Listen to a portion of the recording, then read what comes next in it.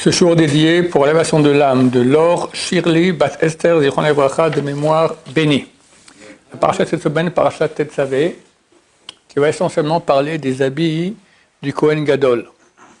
C'est des habits très spéciaux, il y avait 8 habits qui avaient chacun sa faculté d'expier les péchés. Il y en a pour la Shonara, il y en a pour le Gahava, il y en a pour toutes les sortes de péchés, d'accord? Il y avait 8 habits comme ça que porte le Kohen Gadol, et la Torah va expliquer comment on fait ces habits-là. Parmi ces habits, alors il y avait un habit qui servait effectivement à expier le Shonara, c'était le manteau, le meïl, comme ça on l'appelait.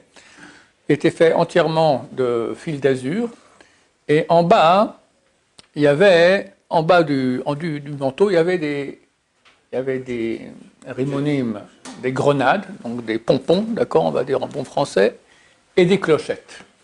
Maintenant, comment le texte dit? Le texte dit, si tu as al-shulav, tu mettras sur ses bords en bas, rimonet trelet, des grenades, c'est donc les pompons, le trelet agamanto al-shani, c'est les tissus qui sont utilisés, vepamone zahav betocham, et tu mettras des clochettes dedans. C'est quoi dedans? Rashi explique pas qu'on met une clochette dans le pompon, mais il y aura une clochette et un pompon, une clochette et un pompon, une clochette. Il y en avait 72 par rapport aux 72 types de lèpres qui sont mentionnés dans la Mishnah, qui correspondent à tout le type de lashon hara qu'on peut faire. D'accord? Quand on fait la lashon hara, ça amène la lèpre. Il y a 72, donc ça réparait cela. Est-ce que ça va avoir un sens aussi avec le Shem Fourash? Peut-être. Maintenant, le Shem Fourash, un des Shem Fourash, sa valeur numérique, c'est 72. Le Shem Ab, comme on dit. Maintenant, il y a une divergence d'opinion entre le Ramban et Rashi. Rashi l'a expliqué comme je vous ai dit. C'est qu'il y avait un pompon, une clochette. Un pompon, une clochette. C'est quoi Betocham? Le texte il dit, tu mettras les clochettes dedans. Dedans, ça veut dire entre. Mais il y a une couchia sur ça. Pourquoi tu dis, est-ce que les clochettes sont dans les pompons? Pour dire qu'il y a 2 pompons et une clochette au milieu. Mais on peut dire aussi le contraire. Tu as 2 clochettes et un pompon au milieu. C'est pour ça que le Ramban, Nachmani, lui dit non. Il y avait le pompon, il y avait une clochette dedans. Donc on voyait que des pompons. Mais il y a une question là-dessus, parce qu'après c'est écrit que lorsqu'il rentrait dans le Saint des Saints, alors on l'entendait entrer. Quand il venait, le Kohen, on entendait, il y avait des clochettes. Et si les clochettes sont dans les pompons, on n'entend pas grand-chose. Je ne sais pas, c'est une couchia sur l'explication du Ramban. En tout cas, à propos de l'expression de Rashi qui dit que c'était entremêlé, le Rav Ber de Brisk, lui, il donne un tirousse, il a une explication, il dit, c'est vrai que si c'est entremêlé entre pompons et clochettes, on ne peut pas dire que un est dans l'autre et l'autre n'est pas dans l'un. Alors lui expliquer, c'est en fait dans la façon de faire. Lorsqu'ils ont construit l'habit, ils ont mis d'abord les pompons, et après ils ont mis dedans les clochettes. Là, ça va. Dedans, ça veut dire entre les pompons. C'est dans la façon de faire, pas dans la façon d'être, mais la façon de le construire. Le Al-Sheikh, lui, il explique cela d'après le Moussar. Et il dit, il faut faire attention que les clochettes correspondent à tes paroles. Les pompons correspondent à tes silences. Il ne faut pas mettre un silence entre 2 paroles. Il faut mettre une parole entre 2 silences. Faire attention, l'essentiel, comme c'est le Gaon de Vilna, il dit que plus grand que l'étude de Torah, plus grand que le mitzvot, c'est faire attention à sa bouche. C'est la plus grande chose qu'il y a, parce que la bouche, c'est le Saint des Saints. Le Saint des Saints. Donc, le Kohen Gadol qui est rentré dans le Saint des Saints, il mettait sous son manteau, le manteau, c'est lui qui, c'est marqué que viendra une chose qui fait du col, qui a une voix, d'accord, les cloches, on entendait quelque chose, et va les chaper, et il va expier les péchés qui ont à voir avec la voix, donc le lashon hara. Donc, il fallait faire, l'essentiel du Saint des Saints, c'est faire attention à sa voix.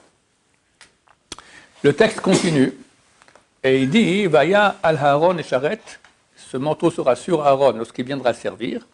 On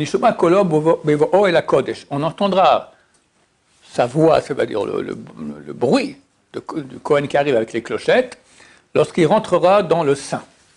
Alors, il va rentrer dans le sein.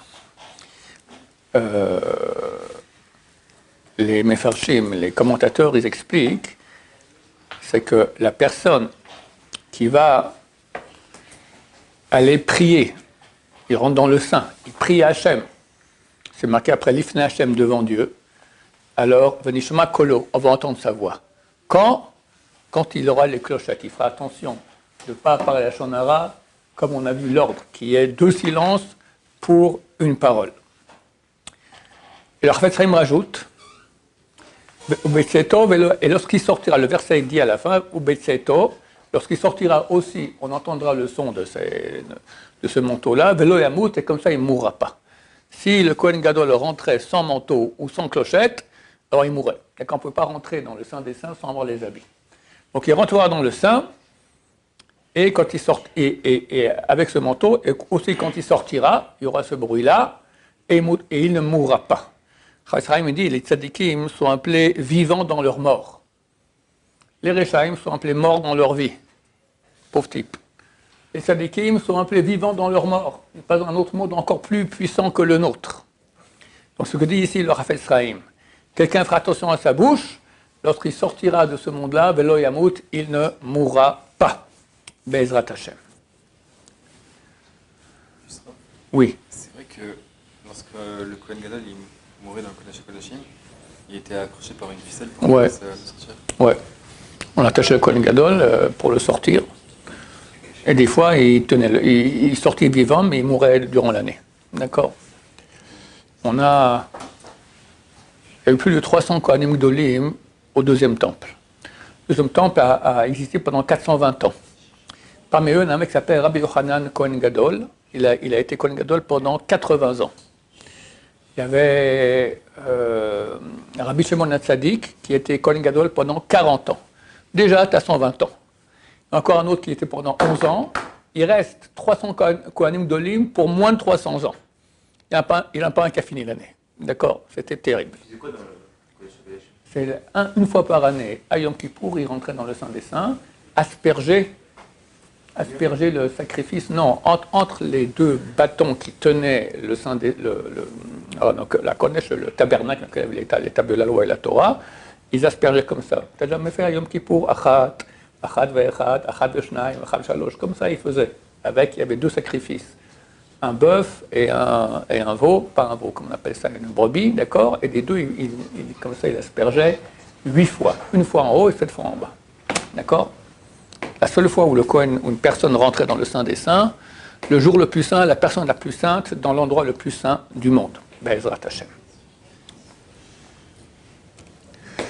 Le Malbim m'explique comme ça ce verset. Venishma kolo bevo el hakodesh. On entendra sa voix quand il rentrera dans le Saint. Il dit... On entendra sa voix quand il rentrera dans le sein. Quelqu'un doit parler sans cesse des paroles de sainteté. C'est pour ça qu'on a une bouche. Pas pour parler des bêtises. Hashem Mishmor. Ok. Ce manteau, un peu avant, c'est le verset 32. Il dit Vaya pirosho betocho. Littéralement, la bouche de sa tête sera dedans. Ça veut dire que la tête du manteau, c'est le col. En fait, elle était pliée à l'intérieur du manteau. Ça, c'est le sens simple. Mais les commentateurs expliquent Vaya pi. Et il y aura sa bouche, Rosho betocho. Sa tête sera dedans. Comment on fait pour ne pas parler la shonara? Il faut que tu mettes ta tête dans ta bouche. Pas que tu laisses la bouche parler tout seul. On dit qu'il y a 2 barrières à la bouche, les dents et les lèvres. Et pourtant, ça ne suffit pas, les gens parlent la shonara. Donc, arrive à avoir la tête dans la bouche, comme ça tu feras attention. Be'ezrat Hashem.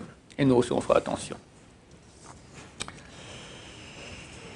Auparavant, on nous parle maintenant du éphod. Le éphod, c'est donc l'habit que portait le Kohen Gadol, une sorte de demi-robe avec des bretelles qui montaient. Et sur les bretelles ici, il y avait 2 pierres précieuses sur lesquelles étaient gravés les 6 noms des 12 tribus. 6 noms sur une pierre, 6 noms sur l'autre pierre. Le verset qui dit cela, il est un peu bizarre, je vous le lis, c'est le verset 11. D'ailleurs, je vais vous le lire en français parce que en hébreu, vous n'allez rien comprendre. À l'instar du graveur sur pierre, et comme la gravure d'un cachet, tu traceras sur ces deux pierres les noms des fils d'Israël, et tu les enchâsseras dans des chatons d'or. Il y avait des chatons d'or, des poches d'or comme dans lesquelles on mettait la pierre, ici sur les épaules. Mais le début du verset, il faut expliquer. À l'instar du graveur sur pierre, donc il fallait graver sur la pierre. Ça, on comprend. Et comme la gravure d'un cachet. C'est quoi un cachet? C'est une bague sur laquelle tu mets ton nom, par exemple, et avec la bague, tu mets comme ça la bague sur de la cire, et il y a ton nom qui apparaît. Et pour que ton nom apparaisse lisible, il faut mettre le nom sur la bague, tout est écrit à l'envers. D'accord? Alors c'est écrit ici qu'il fallait écrire les noms des 6 tribus, la gravure comme la gravure d'un cachet, à l'envers. Mais si on écrit à l'envers, on ne fait pas des cachets avec les pierres précieuses qu'il y avait sur les épaules du Kohen Gadol. Pourquoi c'est écrit à l'envers? On ne peut pas le lire. Première question. Deuxième, la suite du verset, tu traceras sur ces 2 pierres les noms des fils d'Israël. Bon, ça c'est très simple, mais c'est une traduction, mauvaise traduction. Pourquoi? Parce que le texte il dit Tefatach et shte ha'avanim al shemot bnei Israël. Tu vas littéralement tracer ou développer les 2 pierres sur les noms des Bnei Israël. On aurait dû dire tu vas tracer sur les pierres les noms d'Israël. C'est marqué tu vas tracer les pierres sur les noms d'Israël. C'est pas normal. On a la pierre et sur la pierre on met le nom d'Israël. Pas j'ai le nom d'Israël, je mets la pierre dessus. Explique les Mefarshim, très belle explication, qu'en fait les pierres elles étaient transparentes. Et le graveur, il écrivait comme un cachet les pierres, les lettres à l'envers sous la pierre. Et comme ça, comme nous on regardait la pierre depuis en haut, de l'autre côté, on voyait les lettres en ordre. Et comme ça aussi, ce que dit le verset ici, tu vas mettre les pierres sur Bnei Israël, c'est juste, parce que la pierre était sur les noms des Bnei Israël. Non, les Bnei Israël étaient sur la pierre. Explication de ce verset-là. Sur ces pierres, il y avait donc, comme j'ai dit, les 6 noms des 6 tribus, 6 d'un côté et 6 de l'autre. Maintenant, le verset, il dit, tu mettras Shisha Mishmotam al Haeven Achat. Tu mettras 6 des noms sur une des pierres. Si on prend les Rachetevot, les initiales de Shisha Mishmotam al, ça fait les initiales Shema. Shema, comme ça dit le Tour et comme ça dit le Roker. Les deux sont s'être rencontrés, ils étaient tous au Moyen-Âge. Ils ont dit qu'on a ici les initiales du mot Shema. Effectivement, dans le Shema Israël, le premier verset, tu as 6 mots, comme les 6 tribus, et dans Baruch Shem Kvod Malchut Olam Vaed, tu as 6 mots comme les 6 tribus qu'il y a sur la pierre. Au niveau des lettres, ça correspond aussi, parce que les tribus, si on prend leur nom, c'est marqué Ketol Dotam dans le verset, comme ils sont nés. Si on prend leur nom comme ils sont nés, Binyamin, qu'on écrit avec un seul yud, mais à l'endroit où il est né, c'est marqué Binyamin avec 2 yud. Donc si tu prends maintenant 6 tribus, d'après l'ordre où ils sont nés, tu as 25 lettres. 25 lettres, comme le Shema Israël qui a aussi 25 lettres. Et les autres, l'autre pierre, sur laquelle c'est marqué Baruch Shem, enfin ça correspond aux 6 tribus, mais ça correspond à Baruch Shem Kvod Malchut Olam Vaed. Baruch Shem, il y a 24 lettres. Mais tu mets le kollel. Le kollel, c'est on rajoute un qui est celui qui unit tout, ça fait 25, correspond aux 25 lettres aussi des 6 tribus. Et le verset dit que Benassa Aaron va porter cela, Eshmotam, leur nom, Lifnei Hashem devant Dieu, Ashtek Tefav Lisparon sur ses 2 épaules, en souvenir. C'est quoi? Pour que Hashem, comme ça dit Rachid, pour que Hashem voie les noms des 12 tribus et se souvienne. De quoi? De leur tzidkatam, de leur tzidkut, à quel point ils étaient tzadiques. Où on voit que les 12 tribus étaient tzadiques, à la fin de sa vie, Yaakov nous les appelle, il veut leur raconter ce qui passera à la fin des temps. Et la Shrina le quitte. Il s'est dit, oulala, peut-être qu'il y a un de mes enfants qui est tordu, comme Abraham, il a eu Ishmaël, comme Allahu Akbar, comme Esav, Israël a eu Esav, d'accord, avait Matrin, avait Machine, d'accord, peut-être qu'un de mes enfants, il est tordu, 53e religion de tordu. Alors ses enfants lui disent Shema Israël. Écoute Israël, Israël c'était le prénom de Yaakov, Hashem Elokeinu Hashem Echad. Alors il a répondu Baruch Hashem Kavod Malchuto Al-Olam Vaed. De là on voit la grande foi des 12 tribus, des 12 fils de Yaakov Avinu. Il y avait ce qui s'appelle le Kohen Mashiach. Kohen Mashiach c'était un Kohen spécial, qui était Mashiach, qui était oint, pour accompagner le peuple d'Israël lorsqu'il partait en guerre. Et avant de partir en guerre, il leur parlait et il leur disait rien que le mérite de dire Shema Israël le matin et le soir suffit pour que vous soyez sauvés durant le combat. À bon entendeur, shalom, chers amis, le Kriyat Shema le soir, ça va, il y a toute la nuit pour le faire. A priori, il faut le faire tôt, avant minuit. Mais bon, t'as raté, tu peux faire jusqu'à l'aube. Par contre, le matin, hein, aujourd'hui, c'est 8h18, je crois. Alors, la grasse matinée du dimanche ou du Shabbat ou je ne sais pas quand, c'est cuit, d'accord? Au pire des cas, tu te lèves, tu te laves les mains, tu fais Birkat Torah, Shema Israël, tu t'endors pour la suite de la grasse matinée. Il faut faire le Shema Israël le matin et le soir, c'est super important, surtout de nos jours où on risque d'être bientôt en guerre. Dernier tirout, dernier chidouche. Parmi les habits de Kohen Gadol, il y avait un havnet. Le havnet, c'est la ceinture, qui mettait un peu haut, ici au niveau du cœur. Pas en bas comme on fait sous le nombril, au-dessus du nombril, au niveau du cœur. Elle était à peu près épaisse, large comme ça. Elle avait quelle longueur? 32 amot, 32 coudées. Ça fait environ 16 mètres. Et il faisait comme ça des tours au-dessus de son cœur. Il portait aussi sur la tête la même chose, mais elle était plus courte, ça faisait 16 amot. 16 amot, ça fait 8 mètres. Le turban, d'accord? Comme ça, le Kohen Gadol et tous les Kohanim, ils avaient ça. Pourquoi? Parce que ici, il y a le cœur. Et là, il y a la tête. Et c'est les deux parties essentielles de notre être. Comme on dit dans Shema Israël, vous ne poursuivrez pas après lesquels vous vous prostituez. Vous ne suivrez pas votre cœur. Le cœur, c'est minute. C'est se dire, est-ce que Dieu existe? Oui, non, peut-être que oui, peut-être que non. Et la tête, enechem, la tête, c'est les yeux. Regardez ce qui est interdit de voir. Les femmes, c'est un métier très très francophone aujourd'hui, bon, dans le monde entier aujourd'hui, mais la France est spécialement douée dans ce domaine-là. Regardez les femmes, on ne regarde pas les femmes. Vu que ce sont deux mitzvot qui sont difficiles et super importantes, donc le Kohen Gadol, il mettait 16 mètres ou 8 mètres comme ça autour de la tête et autour du cœur. 16